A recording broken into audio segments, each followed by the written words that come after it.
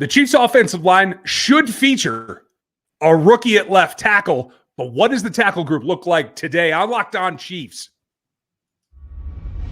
From the land of the free and the home of the Chiefs, this is the Locked On Chiefs podcast.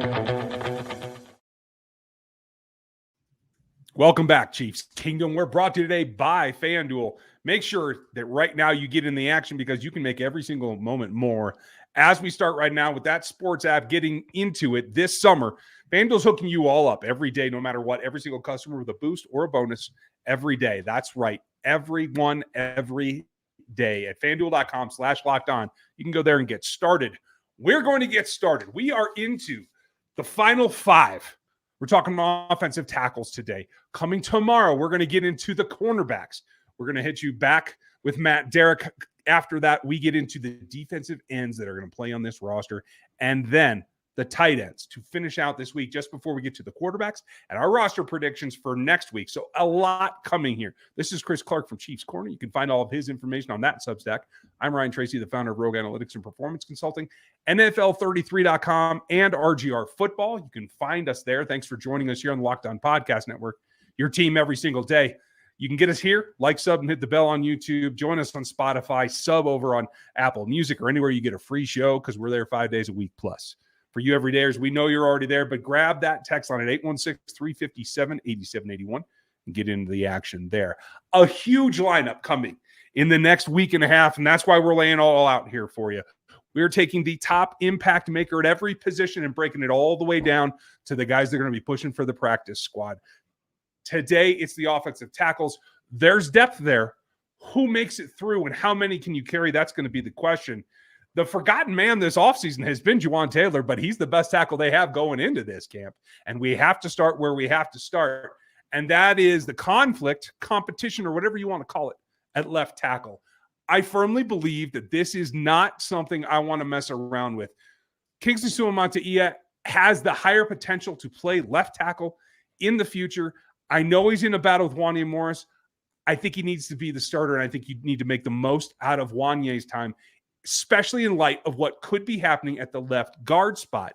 This will be a back-and-forth battle. They have different strengths and weaknesses, but in the end, I think the best thing for this offense this season is that Kingsley Suamataia, even though he's a rookie, is your starter at left tackle.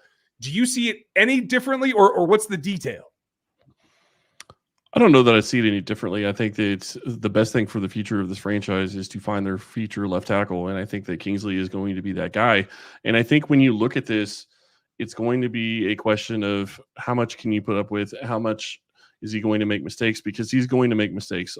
All rookie and all young players make mistakes. It's going to happen, but he has the pedigree, and we've talked about that. He has the drive, and now it's just a question of can he put it together when the practices matter, and that's going to be what we're going to be watching when we get to training camp.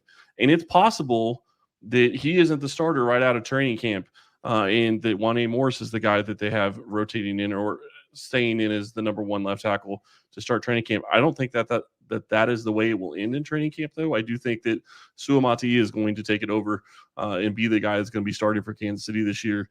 And it's really exciting because you think about putting him in front of Patrick Mahomes, and yes, there's going to be stuff that he's going to make mistakes on during his rookie year and probably even into the future. But getting that position at a cheap number and getting somebody that can step in and be that guy for the next 4 or 5 years is a huge boon for this offense.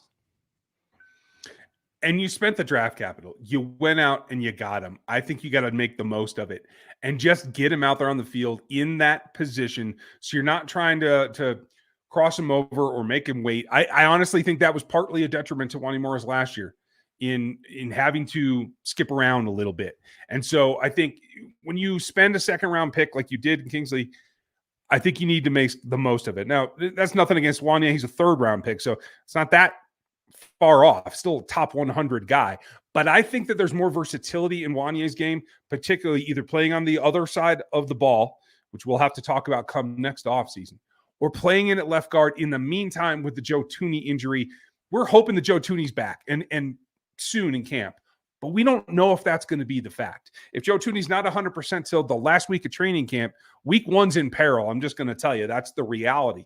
And so especially if you have one guy that's a second year with five games experience, I'd rather see him going at guard and be a little bit more comfortable. I think he can help a little bit more in there. I like the idea of him run blocking a little better with Creed inside. I think that could be a benefit for both players and certainly get this offense off to a good start, which it has to in the first 4 games of this season. It is absolutely something that they need to take care of, and they need to get it figured out. And I do think that when you look at who they play in the first 4 games of the season, it is going to be something that's going to be hard for them to be successful. If they can't have, Joe Tooney in there, and they can't have a set guy at left tackle, that is going to make things more complicated the first 4 weeks of the season. So to me, this is the time that Suamataia has got to step up. He's got to take advantage of the snaps he's going to get given in training camp, and he needs to show that he's the guy. And if he does that, you put him in there as your starter and you give him the whole season. I'm not saying that he's not going to have growing pains, because like I said, he's going to, but he has a ton of talent and he works hard. And I think that that's going to make a huge difference. There's a reason they drafted him in the second round. And I think that he is going to be their long-term starter at left tackle, at least for the first 4 seasons, because we'll see after that when we start talking salary cap implications of signing him to a long-term deal. Yeah, that's absolutely true. But get him on the path and get him going. There are some obstacles early. You're going to play a Ravens team that's tough. You're going to play a Bengals team that has some talent on it. Let's be real. But I'd rather jump into the fire with him and see him rise to the occasion. I think he's a guy that's very aware of his surroundings and what the expectations are, given his family history here in this league, even currently. So let's capitalize on that. Let's see what you can get out of him. He's going to make mistakes. You might as well get him out of the way now rather than trying to do some kind of change later. That's the way I feel about it. But there's more than just Kingsley Suamataia. He is one side of this line, and the guy that we haven't talked about nearly at all this offseason is the best tackle on this roster. What's Jawaan Taylor's outlook for this season, and what does Wanya Morris do in the meantime? Coming up next here on the Locked On Podcast Network.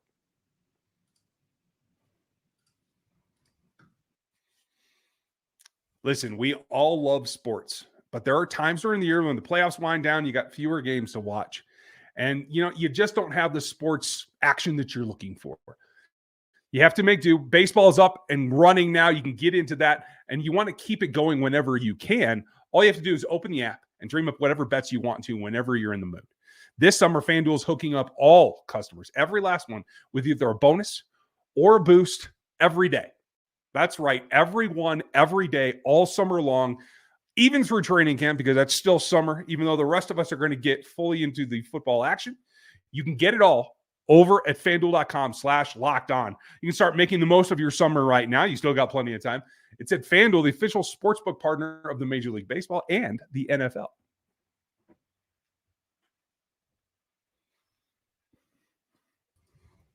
$24/7 is a cool deal, whether you're looking for a Slurpee or you're looking for sports action. You can get ours and our local hosts, not shouting talking heads from networks, on our feed at Locked On Sports today, as well as on Amazon Fire. It's here on YouTube there as well. Locked On Sports today is what you're looking for 24/7 whenever you need it.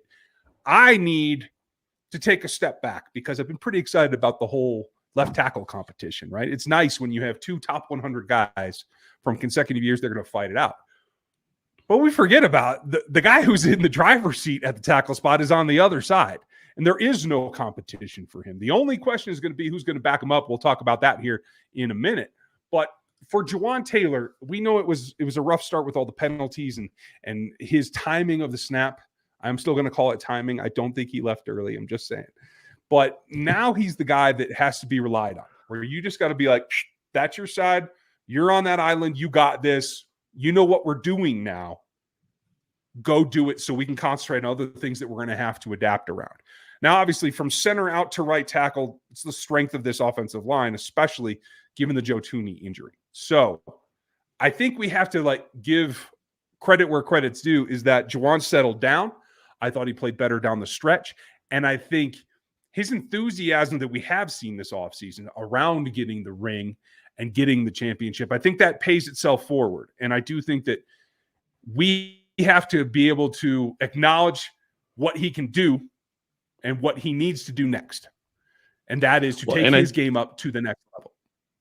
Yeah, and I think one of the things that's going to actually play into his advantage this year is he's not having to practice sets going left, being on the left side of the line. I don't think he spent a ton of time practicing sets, being left tackle, but he didn't know last year, until after they signed Donovan Smith, whether or not he's going to do the right tackle. I do think that he was practicing some, and you did see, I think, videos even of him practicing dropping from the left tackle position. So having that familiarity, knowing what he's going to be doing, and knowing that he is the guy at right tackle, I think is a big thing. The one thing I will say, because you pointed this out earlier in the first segment, he is guaranteed $20 million in 2025. So he's not going to be going anywhere next season either. So it's a question of whether or not Wanya is going to be able to step in, and if you're going to be looking elsewhere in 2026. But Jawaan Taylor is at least your guy for the next 2 seasons. So I do expect he's going to take a step forward this year. I do think that the biggest problem that he could possibly have is continuing to get looked at early on in the season, and I do think that it was unfair, the scrutiny he came under, and I think it was scrutiny that was started in game 1, and it's not going to be any better this time because he's playing game 1 again, on national TV. So it's going to be one of those things that they're going to have to watch, and I would expect it's going to be something they're going to talk about. I agree with you. I don't think he was offsides. I think he was timing the snap perfectly, and we'll see what happens. I'm really excited to see what he can do year 2, because while he did have a ton of penalties, generally speaking, if you go watch his play, he was still very good when you weren't taking into account the penalties. He was still very good at keeping Patrick Mahomes free. I'm with you there, and I do think that the chemistry he developed with Trey Smith is something that will really pay off this season. I did think he progressed in that fact, and his sets are still his sets. He's still got great footwork. He's still able to get the depth that he requires, especially for the Andy Heck scheme. I need him to play with a slightly lower pad level, and I need him to be a little bit more physical in the run. Now, entering a new strength and conditioning program can sometimes help you with that. Knowing that your guard inside your right or left-hand shoulder is that much stronger than you on the run attack, maybe that can provide a little bit of momentum. I would like to see that. They're going to have to run sometimes. They're going to have light boxes now. They got to take advantage of that. And so that's the one thing that I do want to see from him. But the other guy that we mentioned already, we have to mention again, because Wanya Morris is in the mix here as well. Wanya's not going to be a starter. But the question is going to be, Wanya practiced at right tackle last year some as well, when there was question about where Jawaan was going to line up. And I think part of flipping over to left to cover for Donovan Smith was part of Wanya's hiccups, right? So the question to me becomes, if Joe Thuney can't go, it's an easy plug-in. I want to see Wanya Morris as the left guard. That's what I want. But if Joe comes back and Joe's fine, I like the idea of Wanya being the swing tackle that can play both. Will they keep 4? It's a possibility. But I think I need to see him switch sides and see if that flip is as much of a road bump this season as it was last. If it's not, then I'm in pretty good shape thinking that he can be the swing tackle backup. Yeah, and there's going to be a lot of questions because you sit here and you look at how this is going to play out in training camp. And one of the things that I love about going to training camp is being able to see how they just sub in guys from time to time. Like you'll have a situation, and we'll find out once training camp kicks off here in about, 2 weeks now at this point, where they start actually having open practices. So we'll see who is the starting left guard in Joe Thuney's place. So we'll see if Morris is going to be that guy that they're going to trust to take that position. But it's going to also be curious to see how they switch in different guys and bring in different guys for subs at times. That's one of my favorite things, going and watching who's the 6th man that they put in different positions, especially on the offensive line, because that's how you know who they trust depending on the situation. Sometimes it's, a guard position. Sometimes it's tackle. Sometimes it's, I've even seen them do it at center at times, because you never know who's going to get injured, and you have to practice, and you got to get snaps with everybody to try to get as much chemistry as you can along that offensive line. It's building a process. It's building it, not just the 5 that have to play together because they're the best 5, but the 6th and even the 7th that have to be there in case. There's always a little bit of attrition. And Joe's going to kind of throw things off here at the beginning. When they get to reporting, and it is, folks, not that far away as we record this right now, and as you're listening to it, we're talking about less than 10 days till you're going to see these linemen on the field. Same rules as years past. Quarterbacks are going to report a little bit earlier, same with rookies, but the linemen are going to get out there. The question is going to be who's getting reps, who's lining up between these spots at tackle in the depth roles. We're going to get to that coming up next here on the Locked On Podcast Network. Passion, drive, and patience. The formula for winning championships is also what keeps your ride or die alive. eBay Motors has everything you need to maintain your vehicle and level it up to peak performance. From superchargers, roof racks, exhaust kits, LED headlights, and much, much more. Whether you're into speed, power, or style, eBay Motors has you covered. With over 122 million parts for your number one ride or die, you'll always find exactly what you're looking for. And with eBay Guaranteed Fit, your part is guaranteed to fit your ride every time or your money back. Because with eBay Motors, you're burning rubber, not your cash. With all the parts you need at the prices you want, it's easy to make your car the MVP and bring home huge wins. Keep your ride or die alive at ebaymotors.com. Eligible items only. Exclusions do apply. eBay Guaranteed Fit only available to U.S. customers.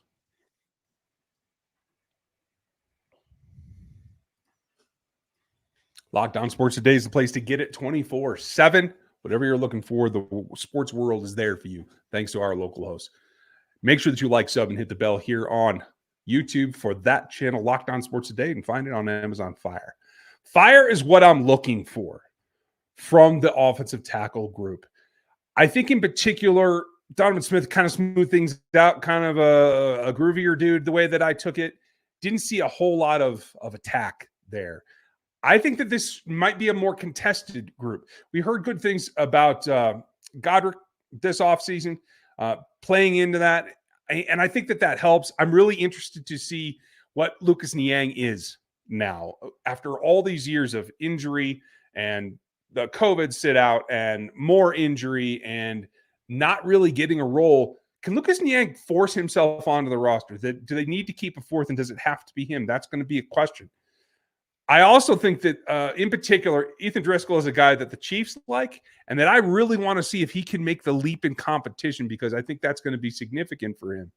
Those are the guys that I'm looking on in the backup roles that need to rotate through, that we need to keep an eye on who comes in.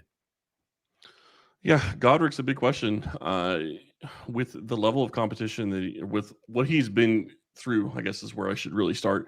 Coming from, the international program, whether or not he's able to make the roster in year two, that would be impressive. If he forces their hand and forces them to keep him, I would expect that he's going to be a guy who's probably going to end up on the practice squad, but we'll see how that ends up. But any growth that he had from last year, depending on how quickly he grew, that gives you a pretty good idea of what he could possibly turn into. So that's going to be something to watch for sure. Ethan Driscoll is going to be interesting because I think that they have to keep 4 tackles. I don't think that, especially with the Joe Thuney injury, I think they're going to have to keep 4. If Thuney is a guy that isn't going to be able to start the season and is out for any length of time, that's going to be something that we're going to have to see and see how it turns out. If that's the case and Wanya Morris is your starter at left guard, then you have to have another tackle on top of everything else. And I know Wanya is still technically going to be listed as a tackle, but at that point he'd be a guard, obviously. So I would expect that they're going to keep Driscoll or maybe Lucas Niang, but this is it for Lucas Niang.